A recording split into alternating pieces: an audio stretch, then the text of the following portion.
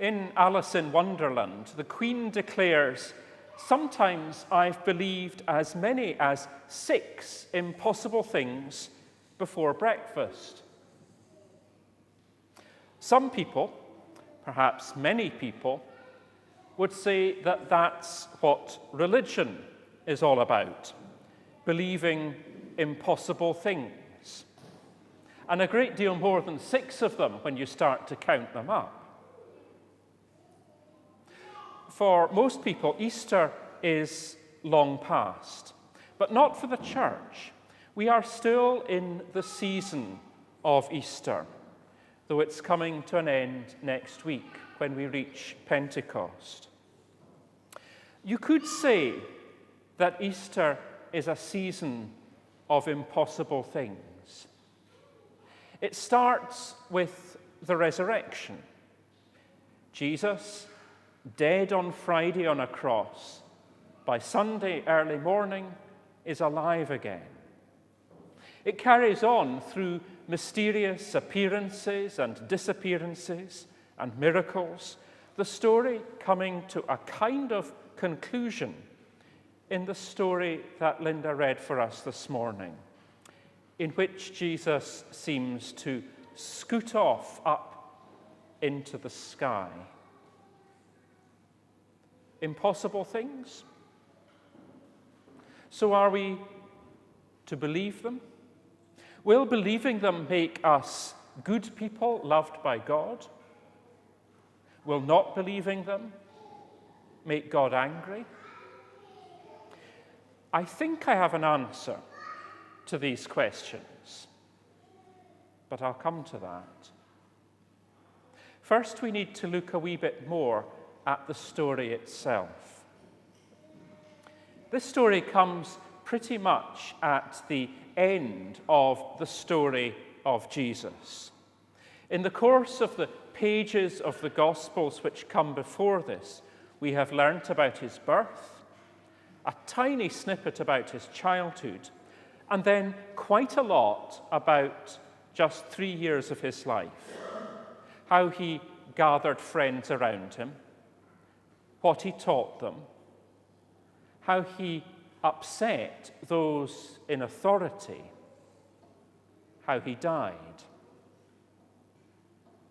In some ways, that's all pretty uncontroversial, pretty historical. Other than the birth narrative, there's not a lot in that summary which anybody would say was impossible to believe. But when we start talking about miracles of feeding, miracles of healing, then more questions are probably going to be asked. These are stories told to us by people who knew nothing of science in the modern sense.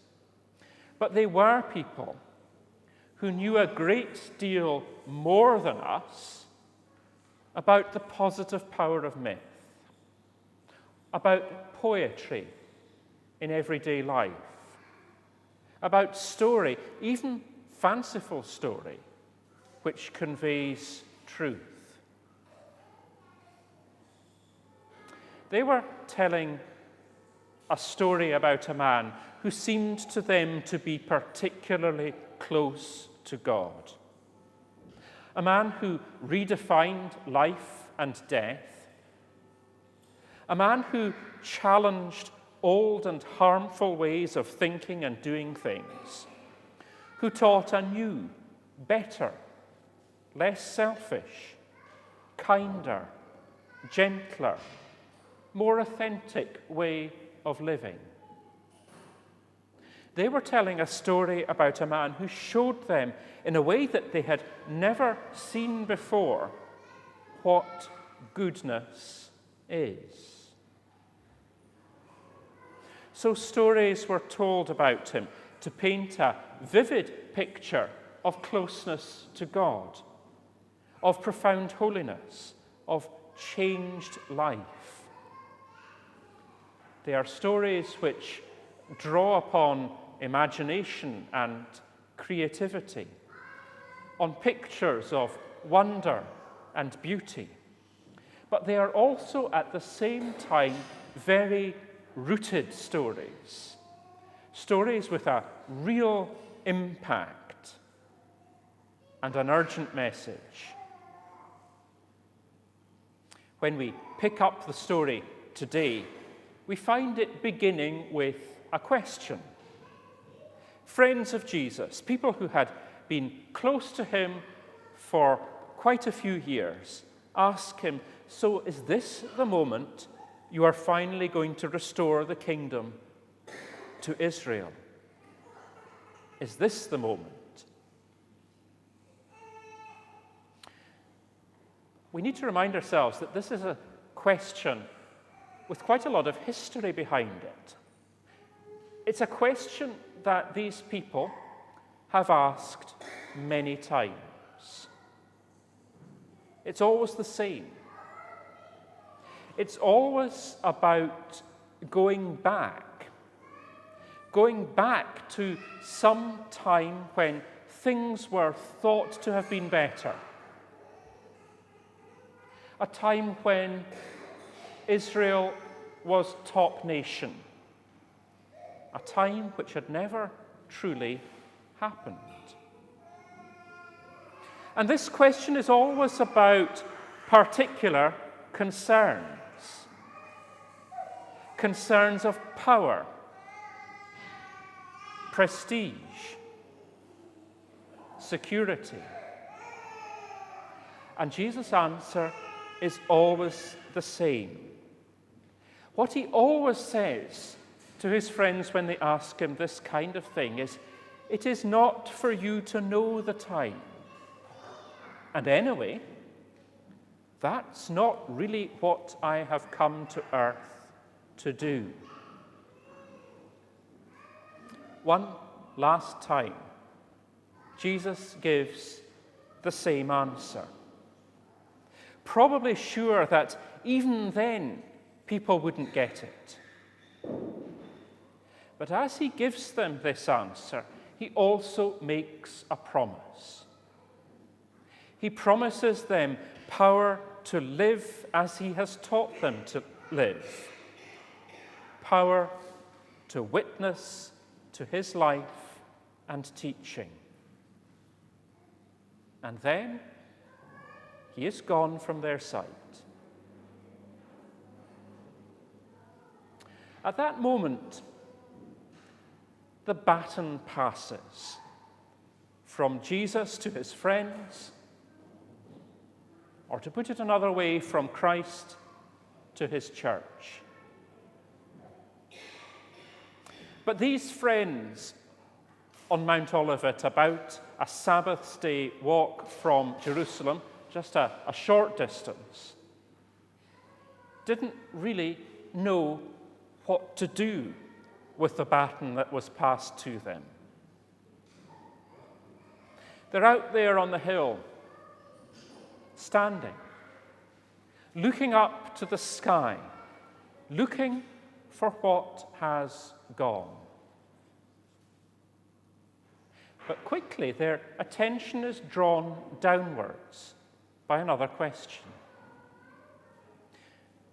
The question's this: why do you stand looking up towards heaven? It is a question which should teach us so much about the faith and the church which sustains it. Or should, if only we have ears to hear. It tells us this. It tells us that the focus of church life, the focus of faith, is not what we cannot see, but what we can. It's not about longing for something beyond, but about what is around. It's not about the future, but about the present. It's not about escape, but about engagement. The question says this: take your eyes off heaven and look at the world around you. And you know, that's really what Jesus was saying too. It's what he was always saying, what he had always been teaching. But his friends were always missing the point. Today, among us, a child will be baptized. In this act, as I have said earlier, we acknowledge and celebrate that God has incorporated her into his church. But what that church is like is up to us. Is it a church which has its eyes fixed only on what it cannot reach? Or will it be a church which lives and loves amid the messiness, the pain, the deprivation, the discrimination, the hunger of the world? Will it be a church that teaches Ingrid that the only object of faith is to long for a better future? Or will we, the church, by our words and our actions, teach her that the object of faith is just as much to work to make the world a better place now? Will we be a church which puts all its efforts into belief in impossible things? Or will we be a church which makes it possible for Ingrid and for all other members of this great community of the baptized to serve generously, to love lavishly, and to live abundantly? What is it that will please God? And what is it that will make God angry? The Ascension of Jesus is the conclusion of a story which began in Bethlehem. The story which tells us this: God's deepest passion, God's all-consuming concern is the world and its people which he so loves. If we are to be a faithful church, if we are to worship God in spirit and in truth, our focus, our concern, our passion must be the same as God's. Our eyes, like God's, must be fixed on the world, and our lives, like Christ's, must be spent in loving service. Amen.